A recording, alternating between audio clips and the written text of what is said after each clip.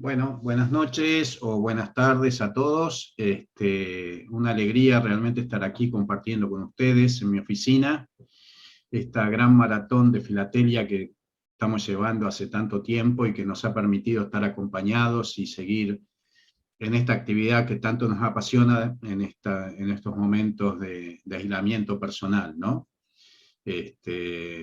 Felicitaciones, bueno, a Alfonso, a Henry y a todos los que permiten que esto siga adelante y que nos sigamos encontrando todas las noches.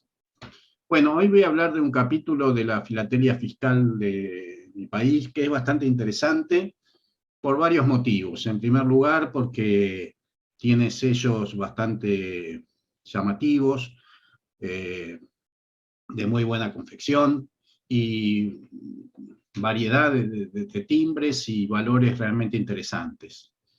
En esta primera charla voy a tomar las primeras décadas, desde el primer sello que emitió la municipalidad, que es de 1876, hasta 1911. Y dentro de 2 semanas voy a seguir hasta mitad del siglo XX. Bueno, ahí lo que vemos es el edificio de la municipalidad, el Palacio Municipal, que fue inaugurado en el año 1893. Bien de época la foto con los carros y qué sé yo. Bueno, en el momento en que hay que tener en cuenta que en 1876, cuando salen los primeros sellos fiscales de la municipalidad, la ciudad de Buenos Aires todavía no estaba federalizada. Es decir, que seguía perteneciendo a la provincia de Buenos Aires, era la capital de la provincia de Buenos Aires, y estaba en pleno conflicto con la nación justamente por esa ciudad. Buenos Aires no quería entregar la ciudad de Buenos Aires porque era una fuente de recursos muy importante, sobre todo por el tema del puerto y la aduana, ¿no es así? Ese conflicto finalizaría en 1880 con un enfrentamiento armado en el cual vencieron las tropas nacionales y finalmente, ¿cómo se llama? La ciudad se convirtió en la capital federal y la provincia tuvo que hacer su propia capital, que fue la ciudad de La Plata, o que es la ciudad de La Plata.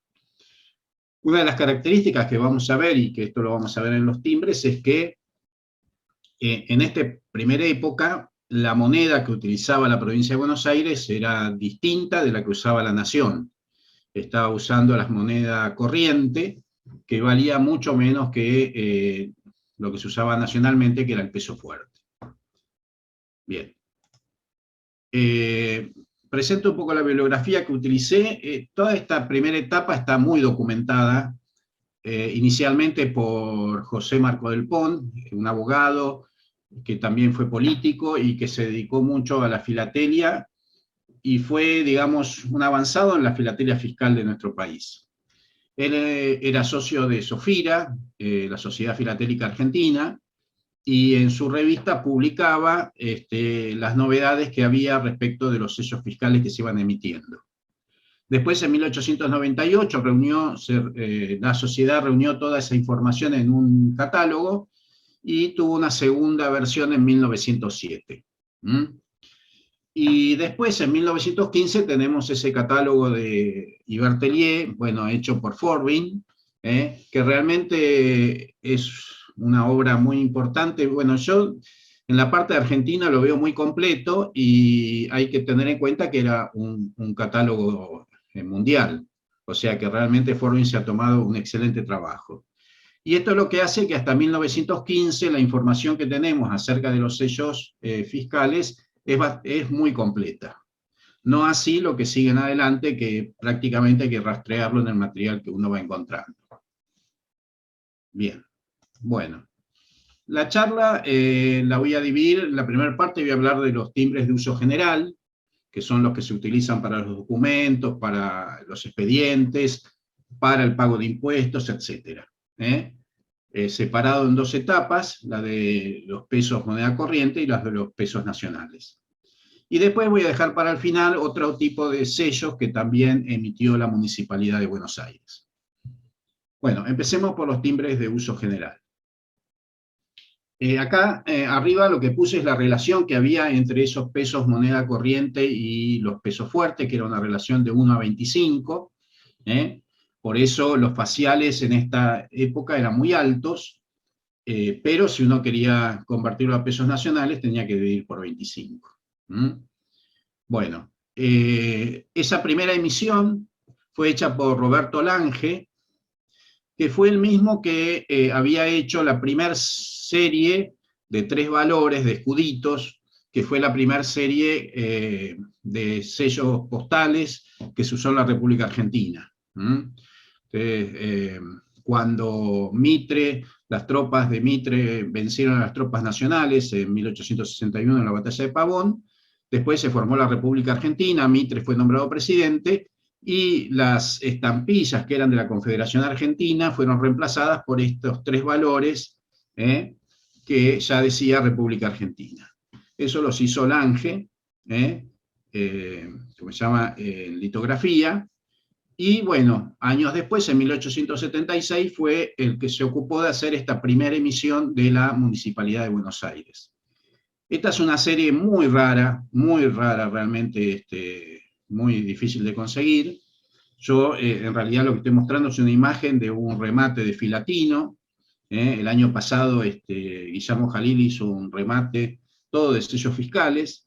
Desgraciadamente eran demasiados y no se podían comprar todos, pero bueno, a algunos les saqué la imagen como para tener registro. Y esta era una de esas series que tenía en el remate. Ahí vemos, está señalado con distintos años, cómo fue saliendo esta serie. Al principio se lo emitió con ese sobresello que acá dice tesorería, y se lo reconoce. En 1876 el sello estaba sobre la estampilla en forma vertical. Luego en 1878 estaba en forma horizontal, y en 1879 se emitieron sin resello. Yo la verdad que con resello no los vi nunca, estos solamente los vi en el remate de Jalil, y la información, bueno, la saqué ¿cómo se llama?, de los catálogos que les mencioné. Son sellos sumamente raros, y jamás los he visto además en un documento. Bueno, siguiendo un poco con esta etapa de los pesos moneda corriente, después en 1880 se emitieron un nuevo tipo, que es este, pero que eran 2 valores, uno de 10 y uno de 20 pesos. Me gusta este matasello que dice Corrales, Corrales de la capital, y se refiere a los corrales donde estaban los mataderos, que era en Plaza Miserere o Plaza 11 hoy en día. Un lindo matasello, por lo menos se ve en qué se usó este sello. Y este es un nuevo sello similar al primero, pero cambiado de color, que se emitió en el año 1883. Bueno, Marcó del Ponce tomó el trabajo de averiguar, él averiguaba cómo era el uso de estos sellos, y él menciona algunos de estos usos que yo pongo acá. O sea, decía que estas estampillas se usaban para la delineación y los permisos de construcción, para los letreros, siempre que se pone un letrero en la vía pública hay que pagar un impuesto, el protesto de letras, los corrales de abasto y las guías de extracción de animales y certificados de venta de ganado. Esos son los usos que él menciona, y seguramente había algunos otros más.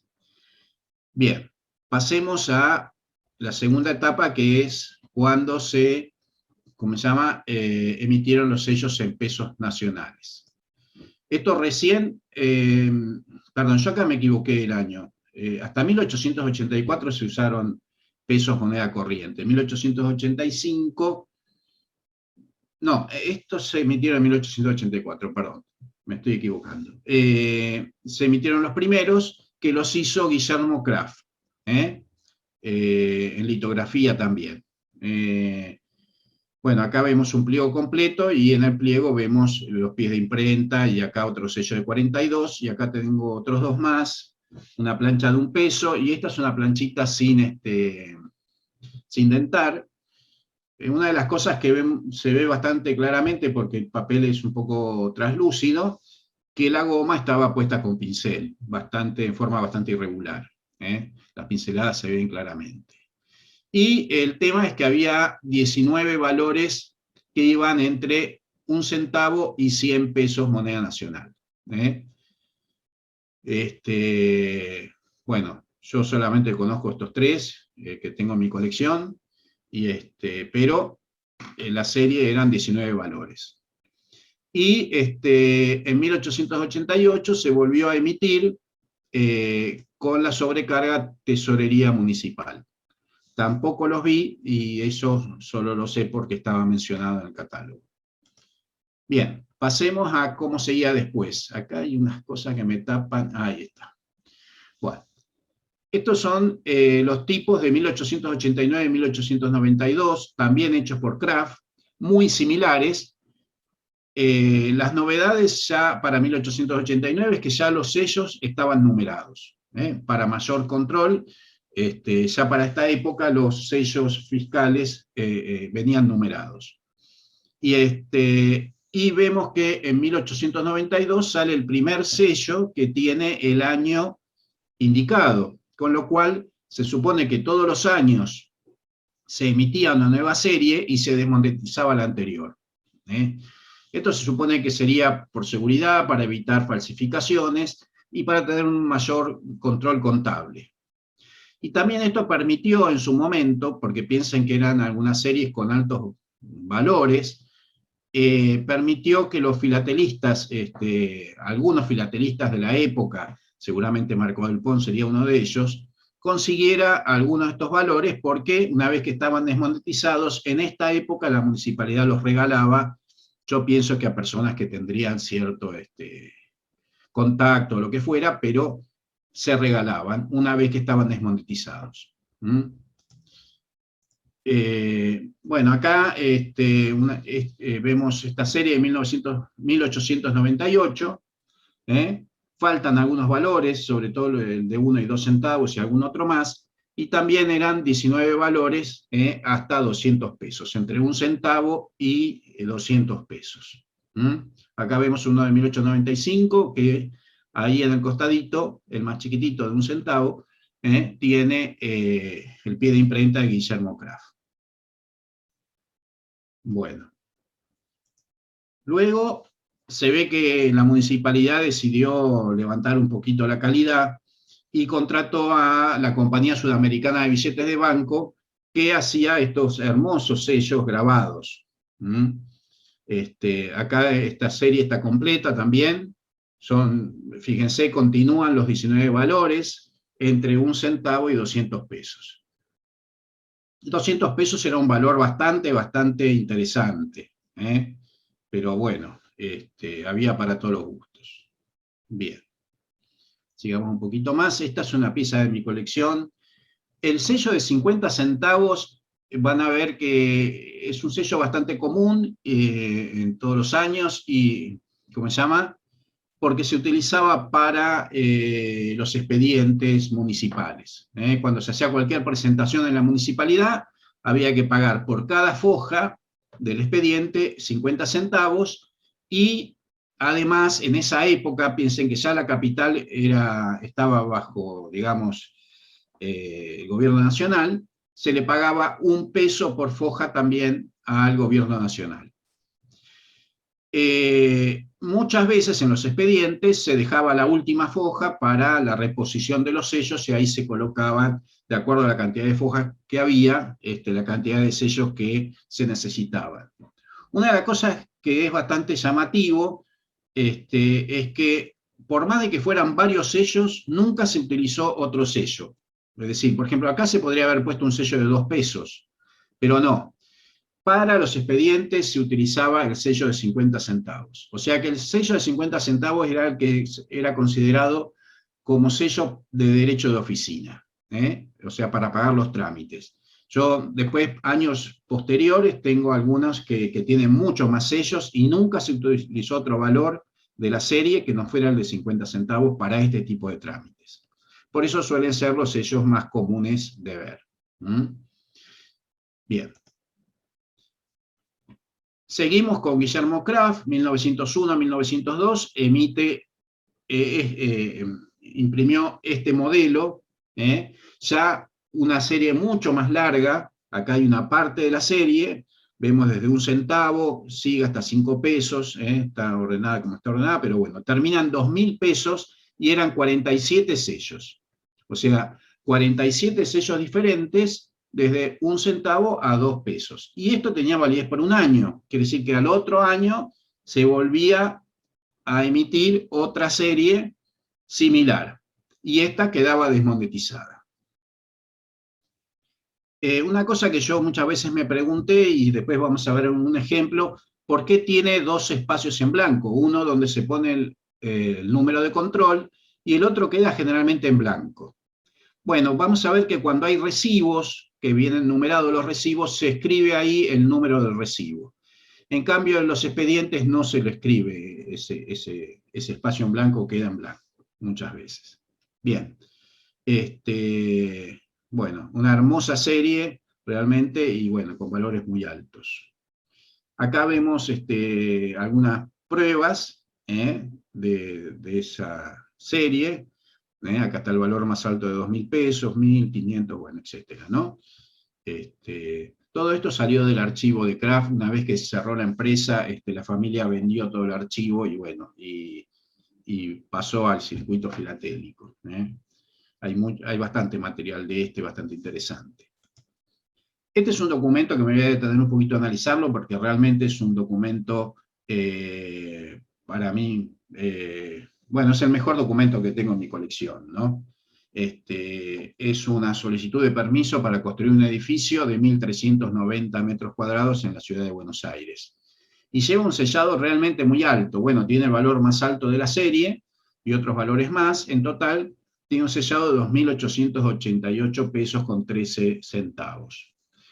Y yo me tomé el trabajo, traté de ver cuánto podía ser eso en ese momento.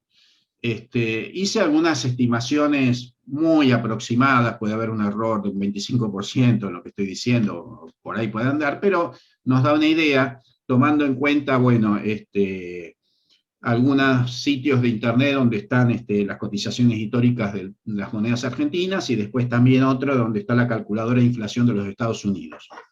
Y lo que pude establecer es que para esa época, en 1901, ese sellado era más o menos $1.200 de la época.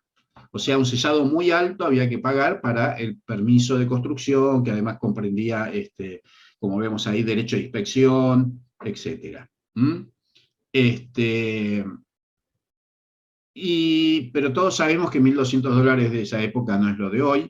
Y bueno, y viendo cómo fue la inflación en Estados Unidos, tendríamos que calcular que más o menos ese documento tiene un sellado de 31.000 pesos, de 31.000 dólares. O sea, un sellado bastante alto. Y lo que podemos concluir además, que el sello más alto de esta serie equivalía más o menos a unos 20.000 dólares actuales. O sea, imagínense ustedes tener una estampicita que vale 20.000 dólares de espacial. O sea, en los sellos fiscales ocurren estas cosas, que aparecen sellos que son muy difíciles de conseguir porque son valores demasiado elevados. No tan elevados como vamos a ver después en la próxima presentación que voy a hacer, donde realmente hay cosas que son inusitadas, pero bueno, lo dejo para comentar dentro de 2 semanas. Bueno, esto no lo voy a comentar porque es muy aburrido. Acá vemos algunas, ¿cómo se llama? Algunos documentos, ya estos son de 1902 también. Aquel documento yo me salté de decirlo, es de 1901. Estos son sellos de 1901. Y estos son 2 documentos de 1902, ya un poquito más baratos, pero bueno, tiene un interesante sello de 100 pesos, acá uno de 20 pesos. Bueno, también son permisos de construcción o de remodelaciones de edificios ya construidos. Bien, sigamos un poquito más adelante. Acá lo que hice es un resumen para que vean ustedes la cantidad de sellos emitidos, ¿no? Siguiendo, digamos, después en 1903, acá este es el modelo de 1903, yo el único que tengo es que es el derecho de oficina, en un expediente municipal. Pero ese año se emitieron 42 sellos, también entre 1 centavo y 2.000 pesos. O sea, estamos con el mismo modelo del año 41-42. En 1904 se emitió solamente el sello de 50, Lo mismo pasó en el 10 y en el 11, o sea, todos los años se emitió una serie, pero algunos años no se emitieron y solo se emitieron el de derecho de oficina. Y acá, de 1905 a 1909, se fueron aumentando la cantidad de sellos porque fue aumentando el valor más alto. De 2000 se pasó a unas series que tenían 10.000 pesos y otro que tenía 20.000 pesos. Yo, si no me equivoqué con mis apreciaciones, este sello de 20.000 pesos equivalía a lo que hoy en día serían $200.000. O sea, una guasada de valor para una sola estampilla. Yo la verdad que lo estudié, lo analicé, no sé, espero de haberme equivocado, después espero opiniones, pero me pareció muy loco que haya una estampilla que podría ser a valores actuales $200.000 de valor facial. Realmente es muy, muy alto, habría que ver quién pagaba ese impuesto. Bueno, acá donde dice por 2, y después vamos a ver los ejemplos, es porque en estos años salía la estampilla simple, así tal cual como se ve acá, o si no, salía con un sobresello que decía recursos de años anteriores. Ahora después vamos a ver algunos ejemplos y vamos a ver para qué se utilizaba eso. Bueno, acá siempre, estos son de mi colección, sellos de 50 centavos porque son sacados de expedientes, como ven se usan 5, se usan 4, siempre se usan en cantidad de acuerdo a la cantidad de fojas que tenga el expediente. Y acá era la forma de anularlo, en general siempre están perforados, o bien con la perforación anulado, o también está otra que dice chancelado. Nosotros hoy en día decimos cancelado, pero en esa época se usaba el chancelado. Bien. Acá vemos el ejemplo que yo les decía, recursos de años anteriores, y se trata de un recibo, fíjense, al ser un recibo, el recibo 13.107, lleva entonces la estampilla acá en la parte de abajo el número 13.107. Esto yo calculo que sería para que ningún vivo se le ocurra después cambiarlo de recibo o lo que fuera, qué sé yo, era un control más, ahí se ponía entonces el número de recibo, y lo que pasa acá es que está pagando impuestos del año anterior. Este es un sello de 1905 que está pagando el segundo semestre de 1904. Y entonces utilizaban estos sellos que decían recursos de los años anteriores. Esto yo calculo que sería para facilitar la contabilidad, porque después verían cuántos sellos vendieron con resello y sin resello, que ya los tenían contabilizados, y eso les permitía, ¿cómo se llama? Después en la contabilidad diferenciar lo que se había cobrado de este año y lo que se había cobrado de deudas que había anteriormente. Y este es un documento que pobrecito está bastante roto y el sello también, pero bueno, son tan escasos que realmente lo guardo, incluso doblados y qué sé yo, que este sería un recibo. No, esto no sería un recibo, sería otro documento. Bueno, la verdad que no lo sé, pero es un documento que estaba bastante roto. Bueno, acá seguimos viendo algunos modelos. Siempre, digamos, el sello de 50 nos permite saber cómo eran los modelos de la serie ese año. Siempre ocurría que cada año se adoptaba un modelo diferente, o a veces alguno similar, y bueno, y tener una muestra, un botón basta para muestra. O sea, esto nos muestra cómo era la imagen de los sellos de esos años. Pero no tengo ningún otro más que estos de oficina.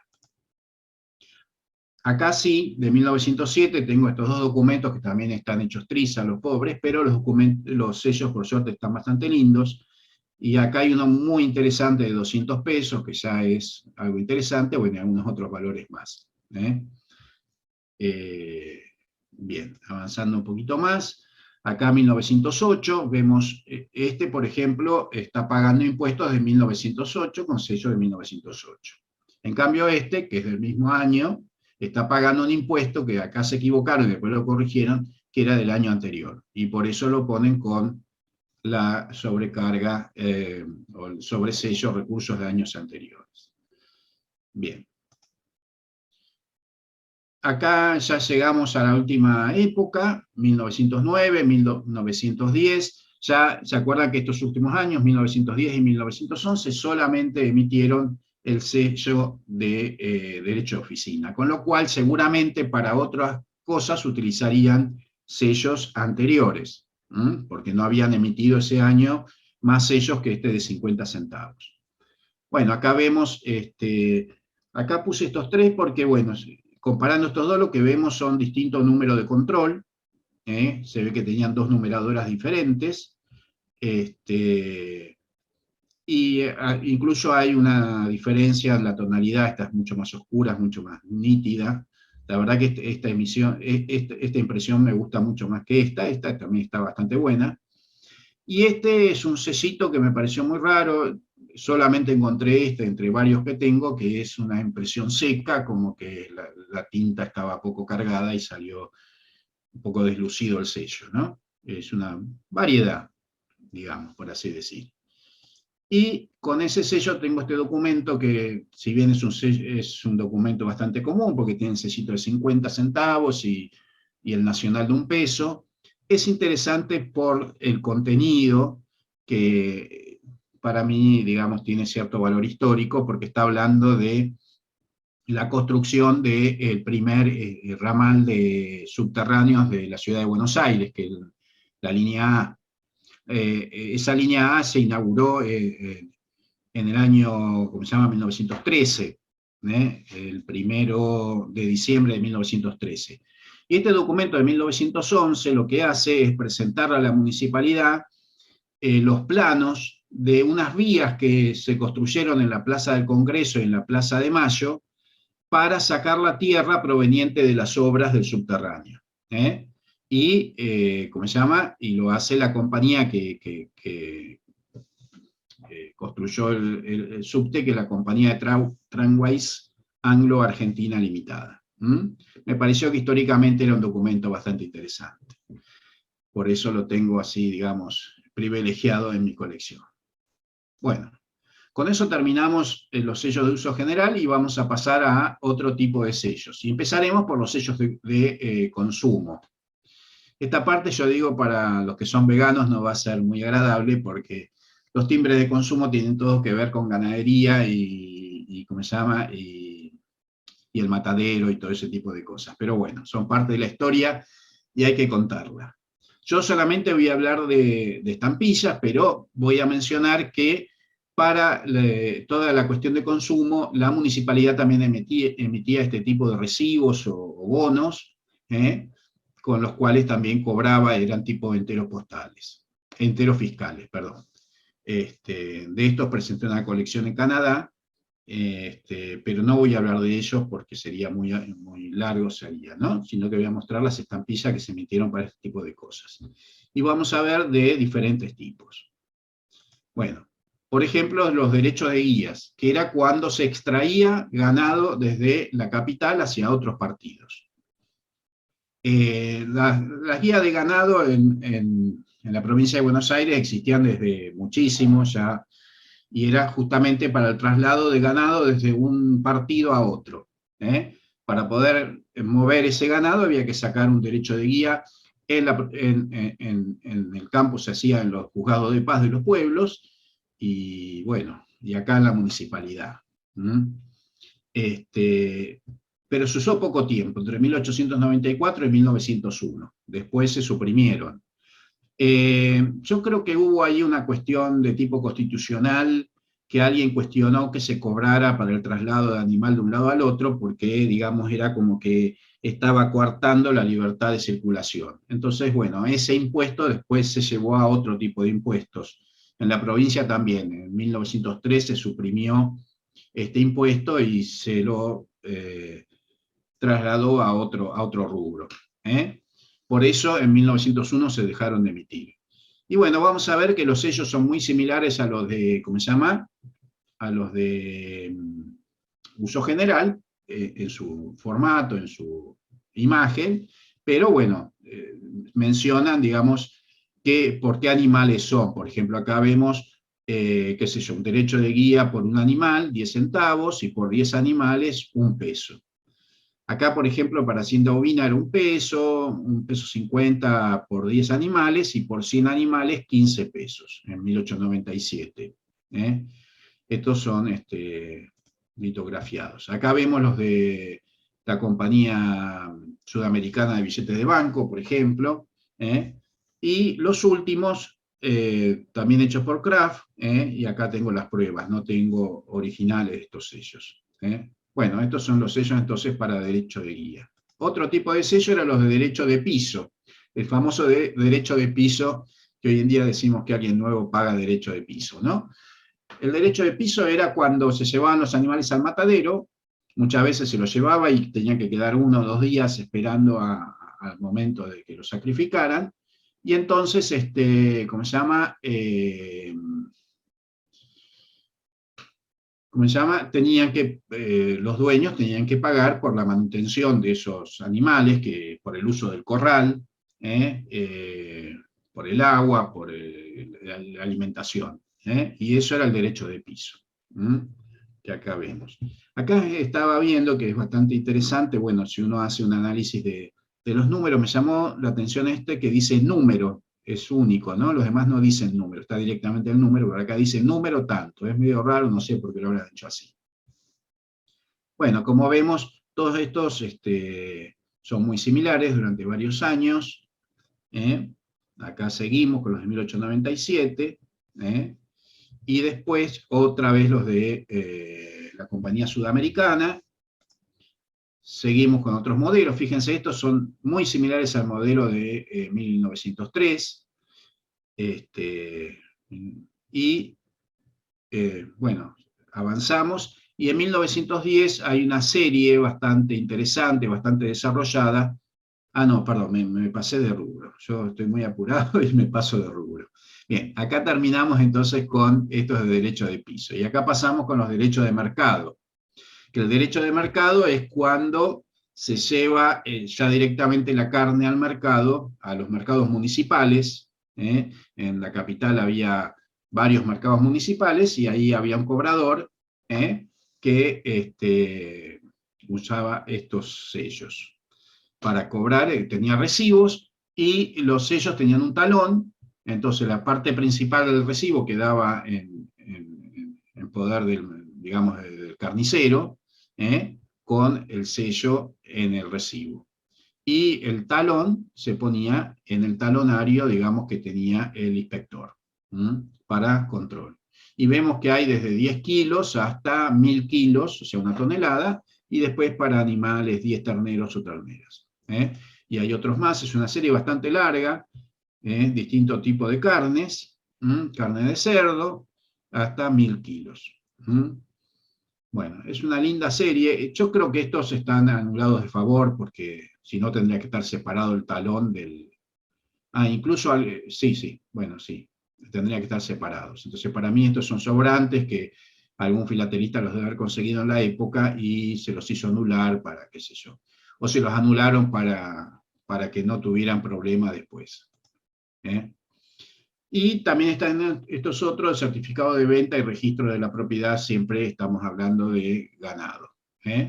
Entonces también cuando se vendía, o si no, cuando, ¿cómo se llama? Se sacaban los boletos de marca del ganado, se tenía que pagar y se utilizaban estas estampillas que son muy similares a las anteriores.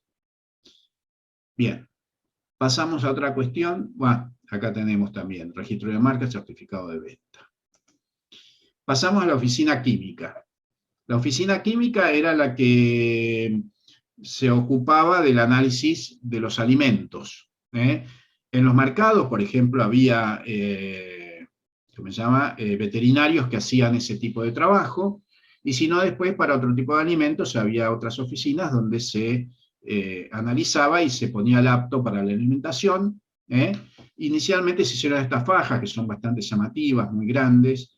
Yo calculo que esto se adhería en los paquetes, qué sé yo, bueno, la verdad que no se vio nunca un documento. Para mí que simplemente se adherían en la mercadería. Bueno, fueron emitidos en litografía, al principio por Stiller Glass, después por la Compañía Sudamericana de Billetes de Banco, que en realidad había sido fundada en 1886, no, 1887 por Stiller Lass, o sea que son los mismos que hicieron una compañía mucho más grande y que son los que hicieron durante mucho tiempo también hicieron las estampillas de correo, entre ellas, por ejemplo, la serie de 3 próceres, que es la última que se hizo en el siglo XIX, hicieron la serie de, ¿cómo se llama?, de Libertad Sentada, y también la de 1910, que ya presentó Miguel Casile, la colección que tiene. También lo hizo Jacobo Peuser en algún momento, Jacobo Peuser tenía una imprenta y después tuvo una editorial muy grande y bueno, duró muchísimo tiempo. Cuando yo era chico era el que hacía los manuales para las escuelas. Y Guillermo Kraft también, nuestro conocido Guillermo Kraft, que se dedicó bastante a hacer sellos fiscales. Acá vemos otros valores más altos, 20 centavos, 25, 30, algunos en color negro que hicieron entre el 83 y el 85, y después otros más. Acá esto tiene el mismo tipo de indicia, pero lo hicieron tipo estampillita, el de 1 centavo, y hicieron también esta faja chiquitita. Y después hicieron esta serie bastante buena, es una serie muy buena, que yo estoy seguro que la hizo la Compañía Sudamericana, grabada. Realmente es un lujo esta serie. Muy linda serie. Bueno. Y para terminar, entonces, los sellos de licencia de inhumación. Esos son los últimos que existieron en esta época. Acá vemos unos de 1897. Este de 1895, fíjense, impresos por Peuser, esta es una muestra. Este del 97. Acá tenemos unos también del 99, hechos por la Compañía Sudamericana, y estos de 1901, ya por Guillermo Kraft. Estos son pruebas, que es lo que tengo. Bueno, y con esto terminamos esta primera parte de los sellos fiscales de la municipalidad. Muchas gracias por escuchar, y bueno, y si hay preguntas, acá estoy para contestar.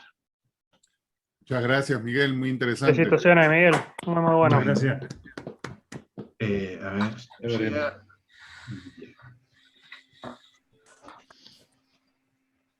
Ahí Julio César está con la mano en alto, tiene una pregunta. Dale, Julio César. Hola, amigo, buenas noches. Muy bonita tu presentación.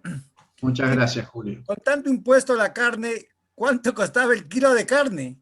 Porque si tenías derecho de piso, derecho de transporte, derecho de comercialización, derecho de no sé qué, entonces el kilo de carne iba a ser inmenso. Sí, vos sabés que hay un estudio de eso en las memorias de la municipalidad que habla de cuánto incidían los impuestos en los precios, porque en algún momento hubo la idea de bajar los impuestos para que la carne no sea tan cara, pero la persona que hace el estudio llega a la conclusión de que no es tan importante el porcentaje, porque si bien eran muchos impuestos diversos y sumarían de alguna manera, no tenían un porcentaje demasiado significativo en relación al precio de la carne.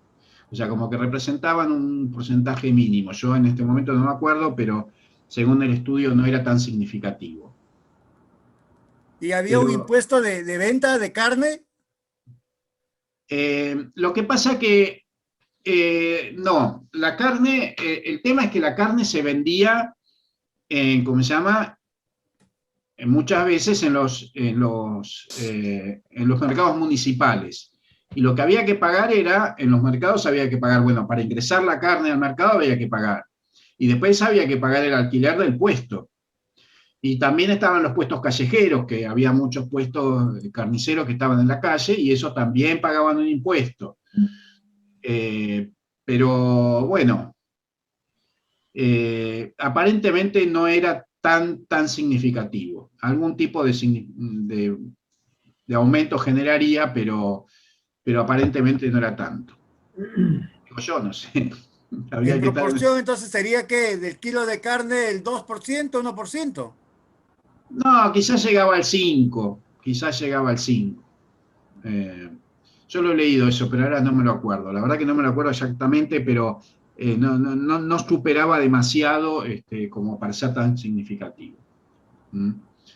Yo sé que la conclusión del informe era ese, que no era el impuesto el que generaba el encarecimiento de los alimentos, porque no era tan importante en proporción.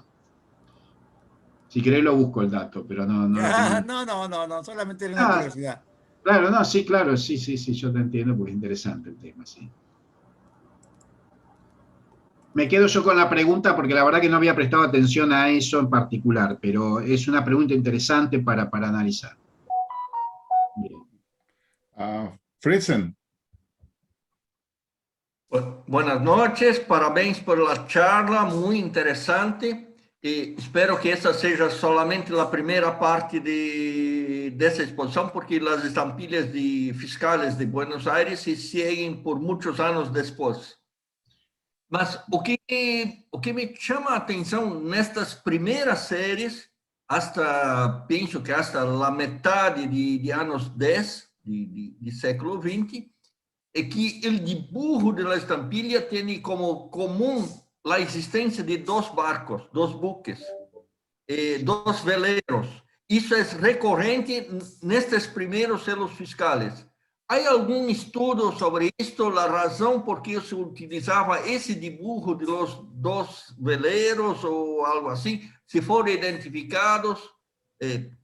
No, sí, porque es el escudo de la ciudad de Buenos Aires. El escudo de la ciudad de Buenos Aires tiene dos barcos que representan, digamos, el puerto. Tiene una paloma que representa el Espíritu Santo y un ancla en un óvalo.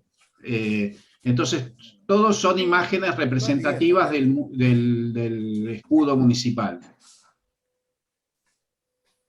Ok. Jesús.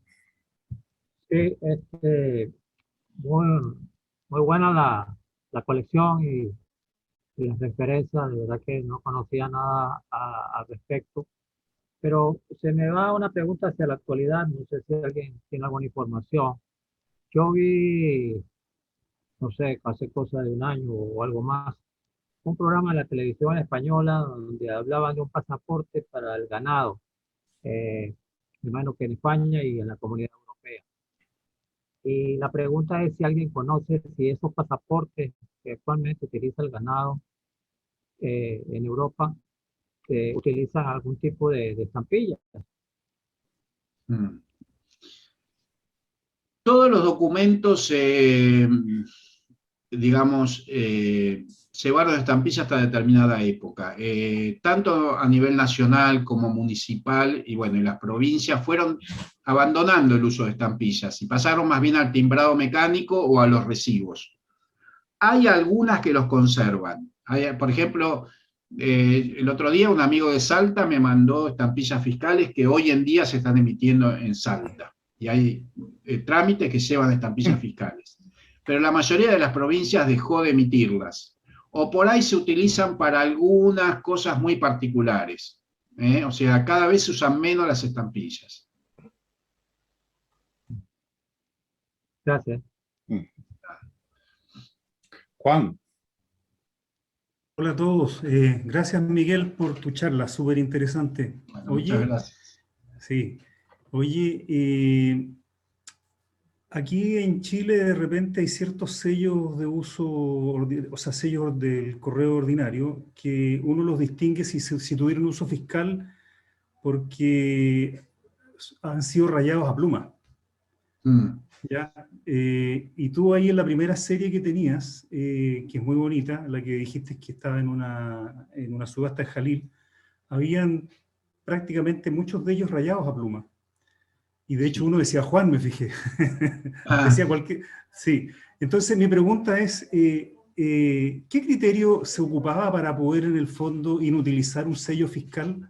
Porque algunos tenían matasello y otros estaban rayados a pluma. Y el rayado a pluma podía ser cualquier cosa, porque incluso me fijé que en un documento también tenías uno que estaba rayado a pluma y el rayado era un garabato cualquiera. Sí. Habría que ver los usos en cada lugar, pero, por ejemplo, era común en general en los documentos, pero eso se usaba más con los sellos de bajo valor, que las personas que labraban el documento lo pegaban, lo adherían y lo anulaban con su firma o con la fecha del documento. Eso es lo que señalaba la ley. Ahora, después cuando eran de mayor valor, en general, el Estado buscaba otro tipo de cancelación que fuera más segura. Pero sí, esa primera serie está toda cancelada a pluma. Posiblemente la municipalidad, como era la primera emisión, no tendría otro medio para cancelarlo, pero viste que está muy fuerte, o sea, está muy, muy rayado, cuestión de que difícilmente se podía volver a utilizar el sello. Les cuento una anécdota que yo leí en el libro de Marcó del Pont, de los sellos fiscales, que me llamó mucho la atención, que era tanta la prevención que tenía el Estado respecto a que no se volvieran a usar, que en algún momento penalizó la venta de sellos fiscales usados. Con lo cual los filatelistas se veían medio como en la imposibilidad de conseguir sellos fiscales. Y Marcó del Pont criticaba esa medida, ¿no? Pero era como que no se podía vender ese sello una vez que estaba usado. O sea, no podía venderse como en una tienda filatélica. Claro, por ejemplo, sí, sí. Okay. En fin, esas cosas que son medio ridículas, porque una vez que tenés el sello, haces con el sello lo que querés, pero bueno. Claro. En fin. Pero sí, es muy llamativo. Después había otros medios, como viste, los perforados, o Sí. la provincia de Buenos Aires peor, les hacía un agujero, como un sacabocado a los sellos, pero bueno. Usos. Muchas gracias. Sí, bueno, claro. Pero es interesante cuando aparece cualquier cosa con pluma, porque puede ser cualquier cosa, la firma, una raya, cualquier cosa. Es interesante. Sí, Gracias. Sí. Lo importante es que estuviera anulado. Ok. Yo creo que era eso. Gracias, Miguel. Muchas gracias. No, gracias a vos. Jorge. Sí, buenas noches, Miguel. ¿Qué tal, Muy Jorge? buena la charla, pero me gustaría ver ese derecho de construcción tan elevado de $30.000 actuales o algo así. Sí, a ver, dale. A ver.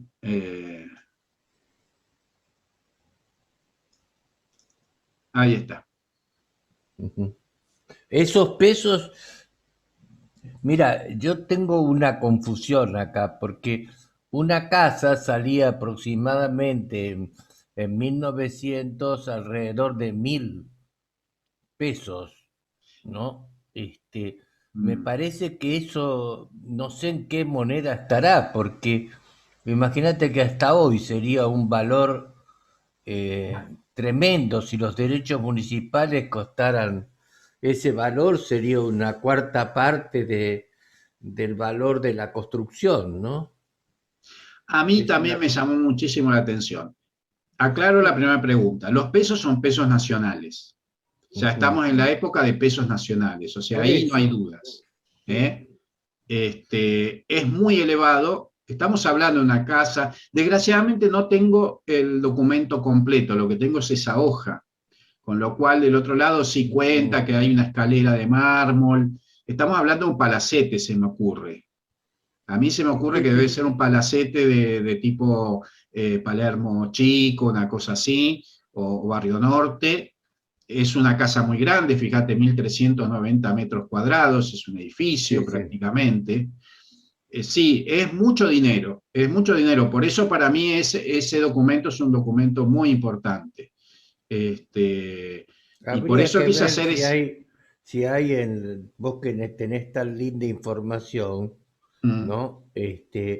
Alguna relación con respecto a lo que costaba el metro cuadrado de una casa o algo, ¿no? Sí, Porque sí. imagínate que llevado a hoy sería una barbaridad. Una casa de 200 metros cuadrados no pagaría nunca esa cifra, ¿no? Bueno, pero pensá hoy en día cuánto vale una propiedad de 1.400 metros cuadrados en la capital. Y de impuestos municipales puede estar $30, no más. No, pero eso es el impuesto municipal, pero este no es el impuesto municipal, este es el derecho de construcción de ese edificio. Sí, los derechos de construcción te estoy hablando. Claro, Los únicos impuestos que hay para la construcción es el derecho de construcción. Los demás son impuestos nacionales.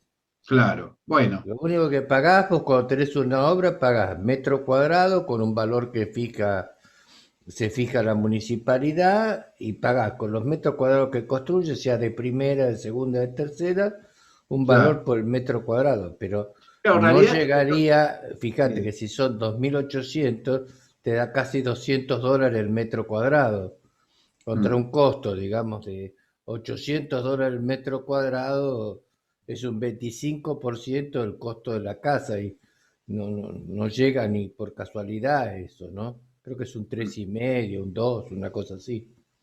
Bueno, acá era. Sí, a mí también me pareció, me quedé muy sorprendido cuando lo vi y De supuse que todas era un porcentaje muy elevado en relación al precio de la casa.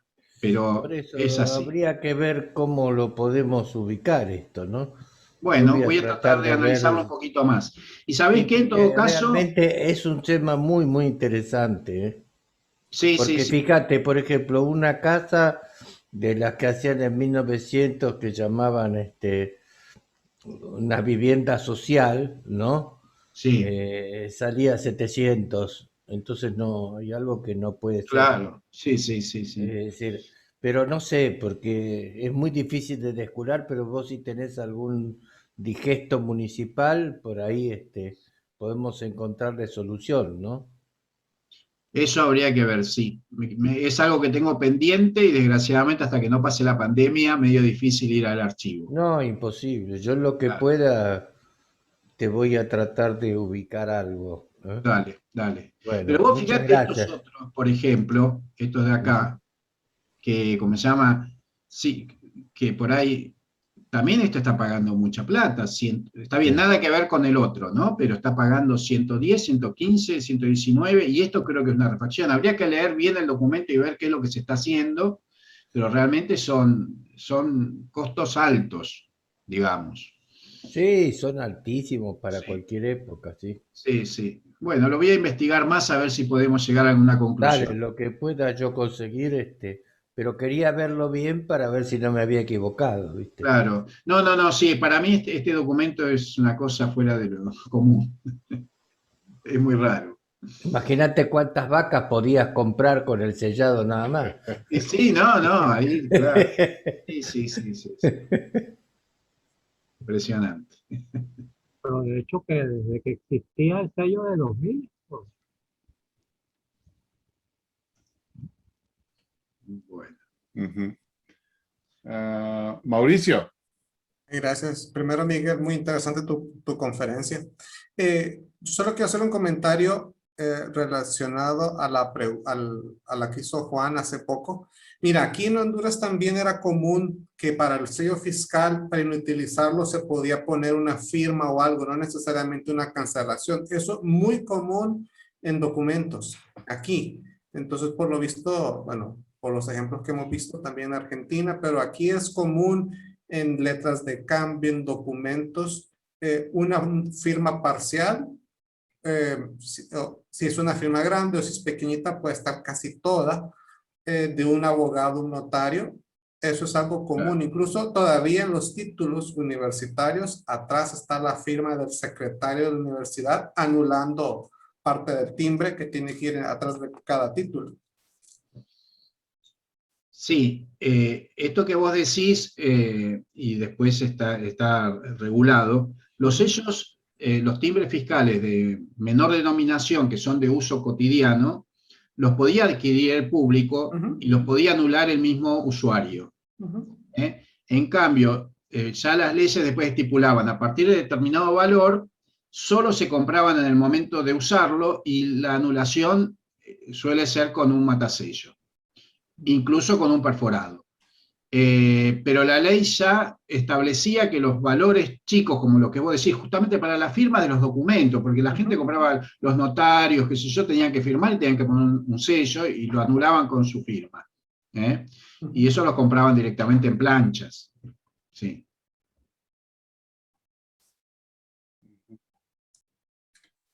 Yerko. Buenas noches, Miguel. Oye, interesante, muy bonita presentación. muy atento a cada uno de las indicaciones que diste con respecto a los sellos. Me llama la atención, bueno, yo también colecciono Argentina, pero en mis manos nunca me ha llegado algún tipo de sello fiscal. Entonces mi consulta es la siguiente. ¿Son muy escasos estos sellos considerando desde la página 29 a la 34, asociado al tema de impuestos al vacuno, cerdos y potros? Sí, no son comunes de ver. Con los sellos fiscales pasa algo muy raro. En realidad no hay una disponibilidad en el mercado que uno pueda decir, bueno, así como que yo puedo ir a una casa de filatelia y comprar estampillas postales, no puedo decir, bueno, voy a ir a comprar sellos fiscales. Tengo que andar buscando hasta que aparece alguno. Estos son porque yo, la verdad que hace 2 años compré una acumulación muy grande de varias cajas y ahí tenía sellos de todos lados, de muchos lados, nacionales, provinciales, municipales, y son colecciones que se han ido haciendo durante mucho tiempo. Pero no es que uno vaya a encontrar por ahí. Si vas al parque, por ejemplo, y vas revisando un clasificador, te aparece uno, pero no son nada fáciles. No son nada fáciles. Gracias, Miguel. No, de nada. Julio.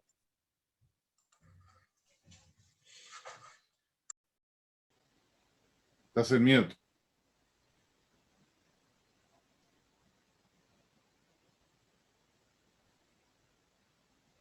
Uy, qué lindo eso. Julio, tu micrófono está apagado.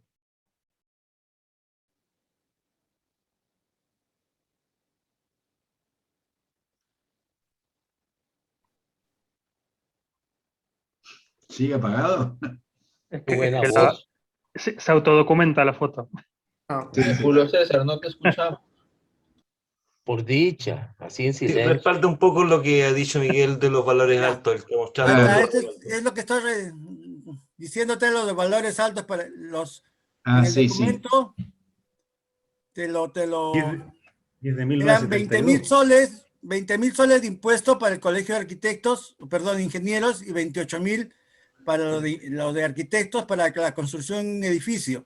Entonces también era un valor alto. Para la época, este es del año 72, para la época era muy, muy alto.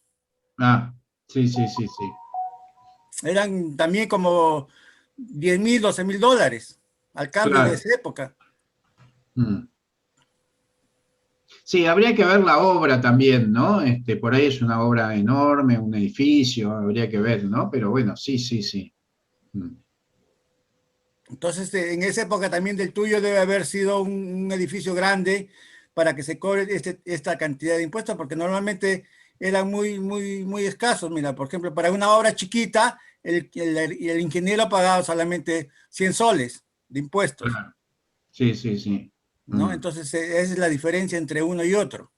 Claro, sí, sí, sí. Acá sí. tienes también otro tipo, también de otra obra, y se paga 10, 12, 14, 16, 18, 600, 18, 700. Entonces, Claro. el impuesto grandote ha sido para un gran edificio o una obra muy importante. De eso mismo debe haber pasado en Argentina. Sí, sí, sí.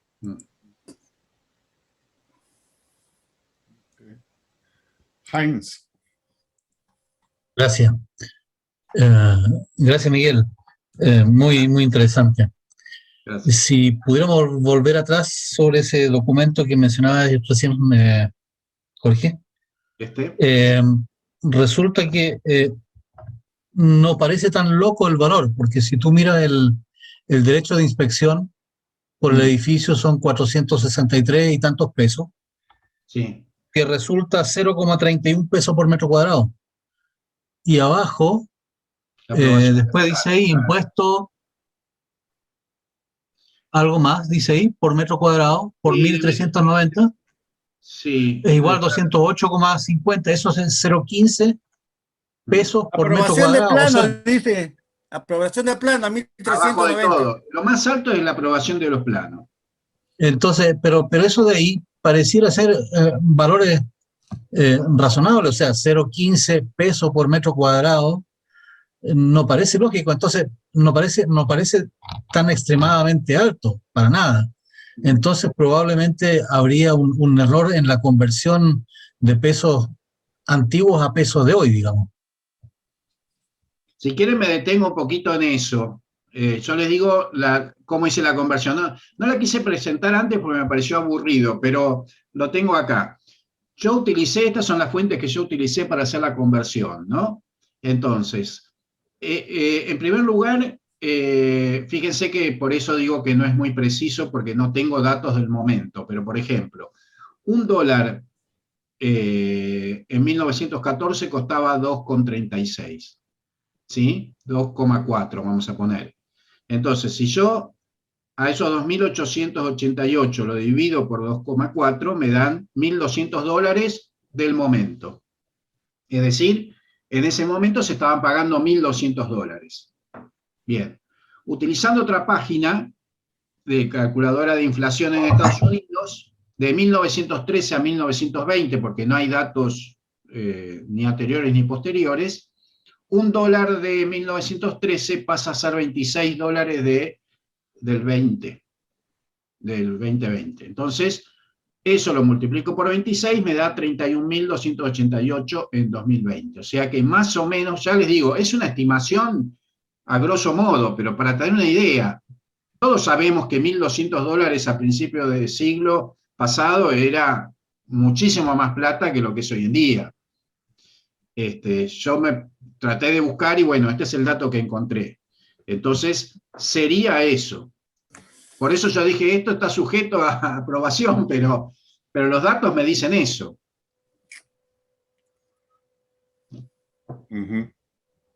No sé algo debe fallar ahí todavía en el entendimiento del documento.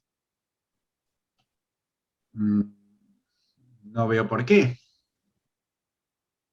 Sí, porque un derecho, nunca la construcción puede ser esa relación con respecto al valor de la construcción. Ese es el problema. Hoy es un 3%, ¿viste? A ver, atengámonos a lo que dice, a lo que dice el documento. Es un permiso de construcción de una propiedad que mide 1.390 metros cuadrados. Eso no hay duda, está acá. Está bien, La superficie cubierta son 1.390 metros cuadrados. Hoy sale 2 dólares el metro cuadrado de impuestos. Bueno. Acá lo que está cobrando muy, muy caro es la aprobación de los planos. Fíjense, 1.990 pesos, si no me equivoco. 1.390. Ah, 1.390, perdón, sí. ¿1.390? No, sí, parece 1.390. Y arriba es más caro todavía, dice primera categoría, no sé qué. No, dice 2.300. No, 1.990 son, 1.990. No, porque 2.390 metros cuadrados. 1.390, porque el 3 no es igual que el 9. Ah, no, estos son metros cuadrados, aprobación de plano, inspección. Ah, no, sí, estoy equivocado, metros cuadrados. Ahí dice 23,93. No, sí. A ver, esperen un poquito, voy a buscar el documento. Y lo que está abajo de los dos sellos colorados de abajo, que dice 2.888 con no sé cuánto. Eso es lo que se ha pagado, pues. Claro, por pagar ahí está. Pero lo que dice Jorge, si son 1.390 metros cuadrados por 2 dólares, te da 2.700 dólares. Así que más o menos es mucho más de los 2.200 que se pagó antes. No, pero 31.000 dice él.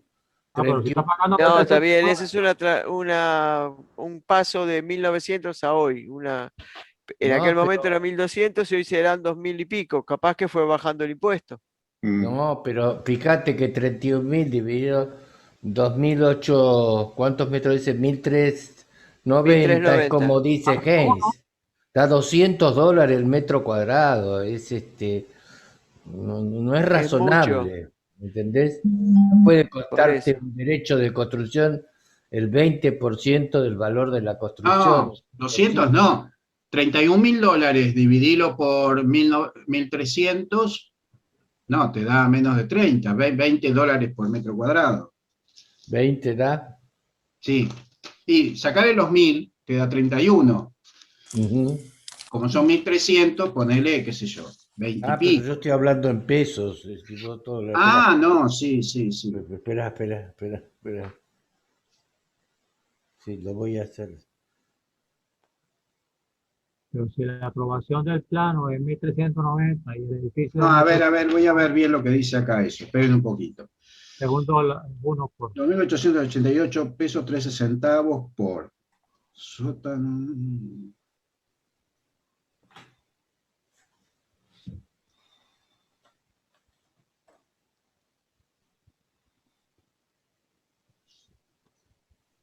pagando $1 por metro. No, desgraciadamente el documento está muy incompleto porque no están todas las hojas. Yo tengo esta sola hoja. Así que no puedo deducir mucho más.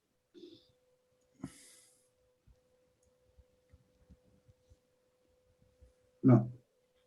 Pero es inconfundible. El sellado es inconfundible. Y lástima que ni siquiera figura la dirección, porque eso nos permitiría más o menos saber de qué zona de la capital es, pero yo calculo que debe ser. Está hablando de un edificio que tiene escaleras, ¿no? Tirantes, dobleteo, vedilla, caños de desagüe, qué sé yo, no sé, el edificio es un edificio, será construido según las reglas del arte y de acuerdo con las ordenanzas reglamentarias. No, no dice más nada. No dice más nada.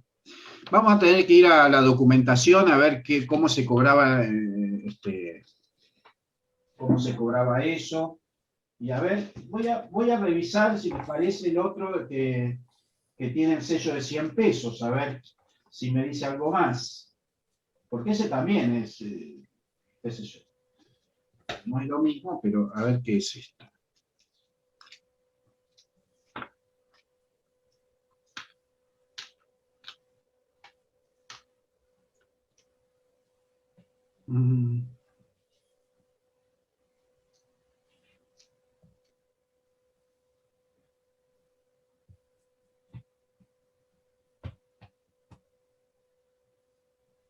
No, también es un derecho de construcción en un terreno que compró una persona. 19. Ahora, ahí dice claro, superficie 1390 y abajo aprobación de plano 1390. O sea que Sí, pero ahí dice metros cuadrados, de plano de 1390 de metros cuadrados. arriba dice superficie 1390 y abajo es lo que están cobrando. Quiere decir que cobran $1 por metro. No, porque abajo dice metros cuadrados 1390, no es pesos eso. No, pero aquí arriba dice Está bien. superficie. Sí, ya es sé. correcto. Yo digo lo de abajo dice metros cuadrados 1390 también, no son pesos. No. No, metros ese es el Pero, sistema. Estos son los valores 463, 208. 9, 10, 11, no llega a $2. 2300. No, $2 y pico. $2 da. Primera categoría nivel. $2 el metro cuadrado. Está bien eso. ¿Sí?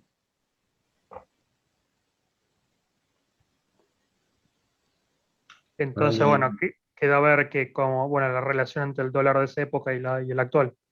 Sí. Pero está bien, $2 por metro cuadrado está bien. Razonable.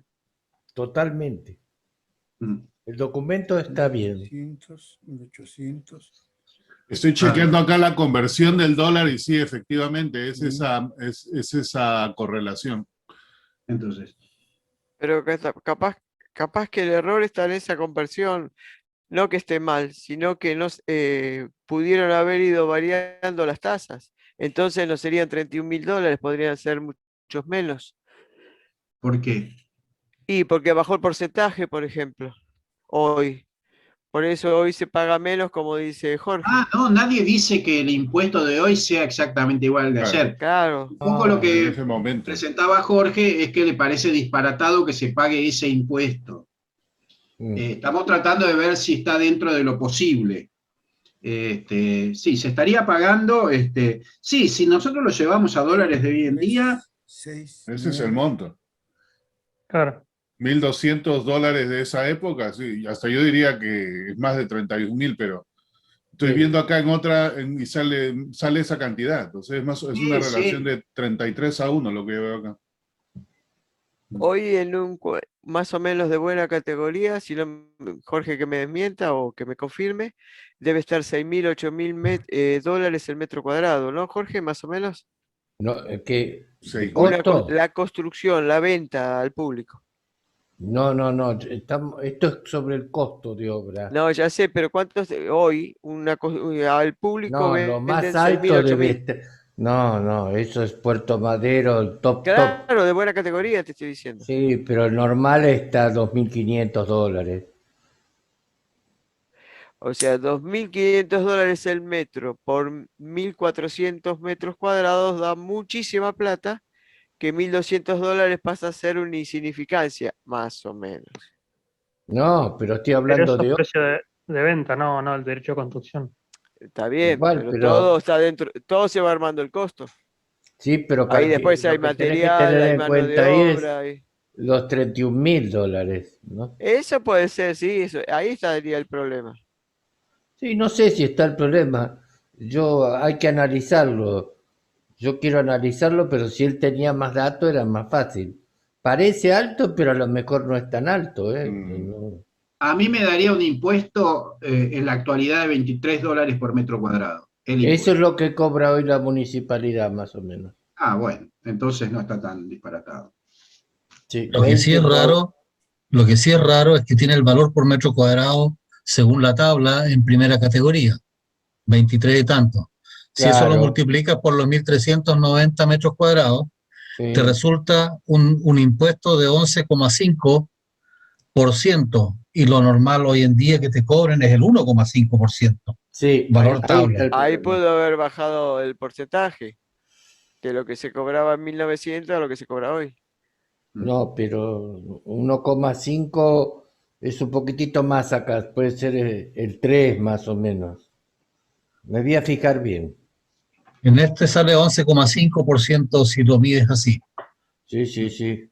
con los datos que dice ese documento. ¿En Chile cuánto sale? 1,5% Sí. sobre el valor tabla dividido también en distintas categorías. Sí. Yo acabo de hacer un cálculo con un permiso que tenía acá y los 30.000 dólares equivalen a 8.300 metros cuadrados aproximadamente. Mira, la zona donde vivo yo, que es Caballito, donde está el bar El Coleccionista, paga una alícuota del 2%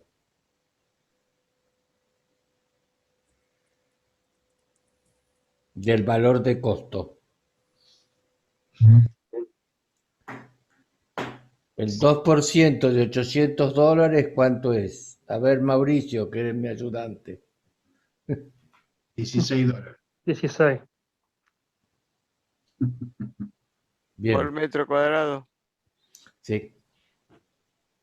Bueno, si de 16 nos da 22, en aquella época Está tampoco. más o menos, por eso está más o menos. Está dentro de los, sí. Lo que pasa es que asustan los 31.000 dólares de hoy. Sí, asusta. Bueno, Mauricio, ahí te veo con la mano en alto también. Sí, no, sí, solo un comentario con relación a este documento. Bueno, que algo muy importante que nos dice Miguel es que el documento le faltan hojas, así que puede haber mucha información que no sabemos si estamos especulando. Lo ideal sería ver, Miguel, si encuentras algún documento con una cantidad de timbres similares, o sea, en valor, que esté completo para que nos diga más o menos qué tipo de edificio puede hacer o qué más puede haber en ese documento que justifique ese cobro tan alto. También se podría ir a la municipalidad, cuando se pueda ir, y ver cómo se cobraban en 1900, que debe estar en alguna biblioteca o algo. Sí, hay que ver si en el archivo está, porque yo ahora lo que descubrí es que hay un archivo además de la biblioteca. Ah. Miguel, sé yo tengo que una en mi pregunta. trabajo, Oh. perdón, Henry. No, adelante, Héctor. que en mi trabajo hace poco se hicieron los planos nuevos, son 5.040 metros cuadrados, y de planos nuevos se pagó una fortuna. Realmente una fortuna. Por plano, ¿no? Todo lo demás, habilitación y todo ya estaba Tiene hecho. que ser el 2% del costo. Sí, pero todo junto parecía una fortuna. Ah. Es una fábrica, ¿viste? 5.040 metros cuadrados Sí, es un lindo número. Hace 5.040 por 500 el 2%. ¿Cuánto da? Oh, Porque sale más barata la fábrica. Terminamos haciendo una clase de matemática hoy. Para que tengo que agarrar la calculadora. 10 por 50, por 5.000 son 50.000. 50.000 pesos. Dólares. No, Ah, sí, sí. Creo que no fueron 50.000 dólares, pero por lo menos 20 y pico de mil se pagaron. Wow. Por ahí pago menos alícuota porque es industria. Sí, me parece que salió por otra puerta, Jorge. Sí. Bueno, acá tenemos a Heinz que nos va a dar perfecto en Chile la evolución del metro cuadrado con respecto al papel sellado. Ahí la Sociedad de Arquitectos de Chile tiene todos los datos. Miguel, hace una cosa. Agarrá ese documento, quémalo y terminamos el problema. Sí, justo. No, que lo lave y regale los sellos. También, también. Es una buena idea la tuya. Hay opciones. Miguel, yo tengo una pregunta ese documento bien simpático que enseñaste del subte. Entiendo yo de que, no sé cómo funciona en Argentina, pero por lo menos de lo que yo sé, la municipalidad, digamos, es la que contrata ese tipo de empresas para que hagan la construcción. Me pareció curioso de que la compañía que construía, que me imagino habrá estado contratada por la municipalidad, que la municipalidad encima le cobre impuestos para que presente ese documento. En aquel momento la nación, me Pero, parece. perdón, ¿no, Miguel? no es un impuesto a la empresa. Ah, ok. Además, yo creo que el contrato debe haber sido con el Estado Nacional, me parece, porque Sí, Estado Nacional. los subtes eran nacionales durante mucho tiempo y los pasaron a la ciudad justamente en la época de Kirchner. Ok. Así que debe haber sido.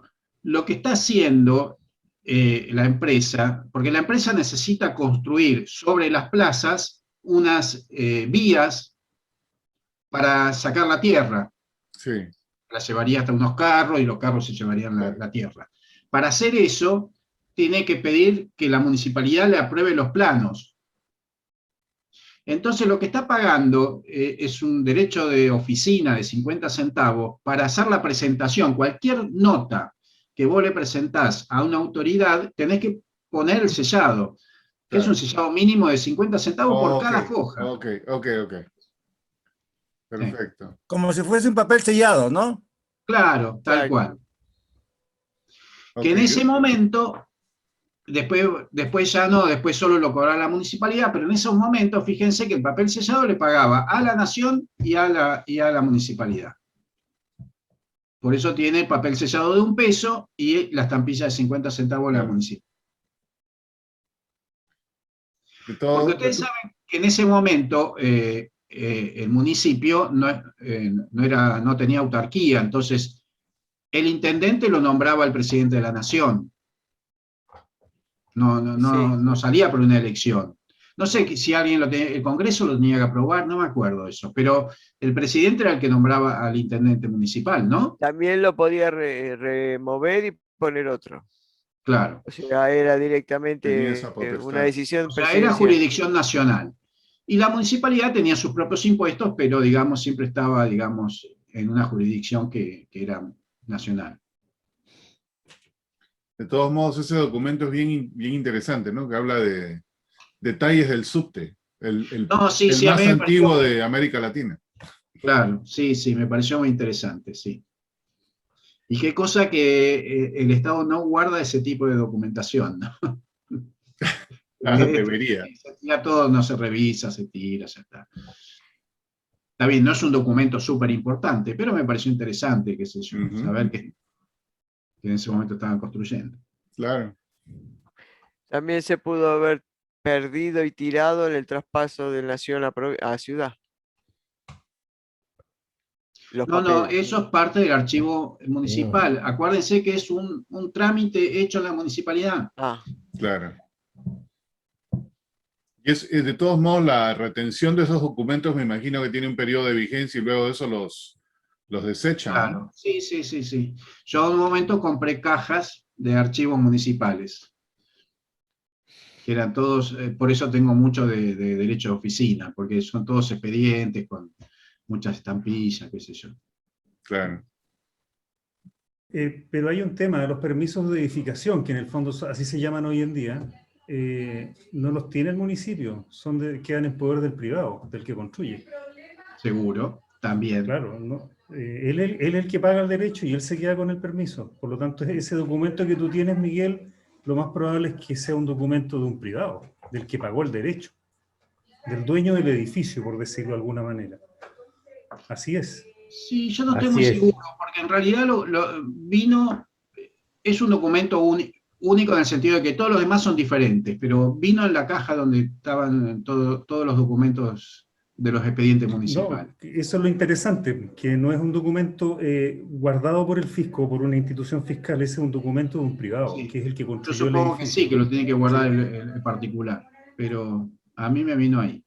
capaz que se perdió dentro lo que se de hacía la ciudad acá, y ahí quedó. no, acá se daba ese sellado a la municipalidad que cobraba y te daba un recibo como que lo habías pagado. Mira. ¿Entendés? Es distinto, es distinto. A la evidencia Daba un quedaba en recibo, el archivo de te la puedo municipalidad. mostrar varios. Vos pagabas el sellado ahí en el pedido y la municipalidad te daba un recibí de que recibió los derechos municipales correspondientes de la suma de tal, pero no te quedabas con el que tenía las estampillas. Qué lástima.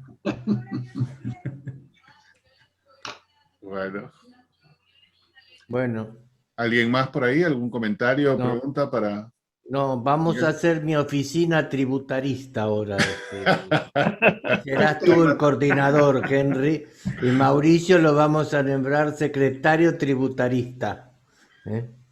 ¿Y quién cobra? Miguel, Claro. Miguel Y ahora el próximo tema es que cada uno de los países participantes tiene que presentar la relación fiscal del metro cuadrado de construcción, cuánto pagaba por derechos fiscales. Así que el que no el que no está, lo sacamos de mi oficina.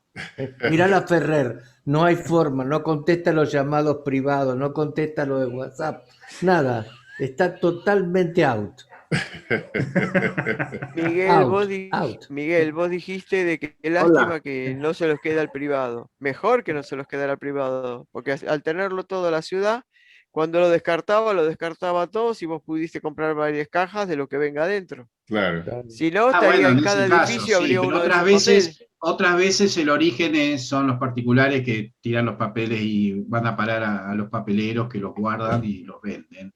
Bueno, ya tenemos a Heinz por Chile, a vos por Argentina, a Henry Márquez por Estados Unidos, Jesús Moré por Venezuela, que le va a costar trabajo, Mauricio es el secretario y ahí está el que sabe más que Juan Pablo, que es tributarista. Y también lo tenemos a Luis Fernando que está con la mano en alto, por Costa Rica. Gracias, Henry.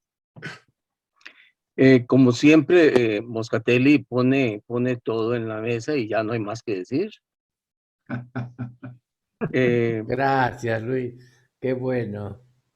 Yo tengo un par de reacciones. Miguel, es un gusto verte. Muchas gracias por el mensaje de hace un par de días. Bueno, gracias. Un par de reacciones al tema del documento, pero más allá del valor que las sumas correctas parecen ser las más bajas de todas las que se hablaron y no las más altas. Pero más allá de eso y de la unicidad del documento y todo lo demás, lo que más llama la atención y que deberíamos de alguna manera revisar es que en general los países, muchos países, tienen la obligación de remitir todos estos documentos una vez pasado ese plazo de años que decía, creo que era Henry, al Archivo Central de la Nación, a los archivos generales del país. Viendo la reacción de Julio César, que yo sé que ha estudiado esto mucho, es así como sucede en Perú, así sucede en Costa Rica, así sucede en Guatemala. Pero bueno, no todos los países tienen por qué actuar de la misma forma, especialmente si son países donde ha habido conflictos entre las municipalidades o las ciudades y el gobierno central. Pero bueno, ese es un tema marginal. En realidad, honestamente, el documento vale más que cualquier discusión en relación con la colección. La colección es linda, vamos a verla montada algún día. Lo que sí me llama mucho la atención, y precisamente fue Julio César el que dejó planteada la pregunta, y tiene que ver con lo que Jorge Eduardo planteaba apenas ahorita, es el tema de cuánto cuesta matar una vaca o un chancho y cuánto encarece eso el precio de la carne. Porque precisamente los tributaristas es ahí donde andan más perdidos y no lo han logrado resolver todavía, lo que llaman la elasticidad precio de los impuestos. Y es que hay, precisamente hoy hablábamos aquí en la casa, el tema de los impuestos sobre el licor y los cigarrillos, y cómo a la hora de serle impuestos, los impuestos, por las autoridades, asumen que el consumo de un determinado bien, cigarrillos o cervezas o vacas, son totalmente elásticos. Y entonces que aguantan cualquier impuesto. Así que con las cifras, Julio César, que hablaba Miguel al puro principio en relación con esos impuestos, habría que analizarlas más bien en relación con el proceso mediante el cual se aprueban esos impuestos, porque muy probablemente lo que significan es la desconsideración total de los políticos, que no todos son tan malos, algunos somos buenos. La desconsideración total de los políticos en relación con los estómagos de la gente. Y que coman chancho o que no coman chancho harían posiblemente como María Antonieta. Si no tienen pan, que coman confites. ¿Verdad? Así que, Miguel, muchísimas gracias y hay mucho para seguir estudiando. Felicidades. Bueno, muchas gracias, Luis.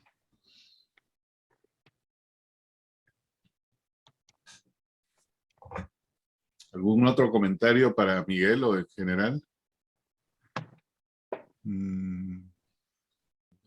No veo a nadie más. Bueno. Solo decirle a Moscatelli que estoy vivo, solo he estado callado y trabajando para la exposición. Estoy con buena salud. No se preocupen tanto por mí, pero a veces me quedo callado. A veces. Por eso dije, a veces. El problema es cuando aprovechen esas ocasiones. Ya no fue hoy. No, o sea, Jorge me empujó. Ya no fue hoy. Bueno. Chao. Ok. Bueno, con todo eso, qué bueno saber que estás bien, Sebastián. Mantente así, eso es importante. Y Miguel, muchísimas gracias.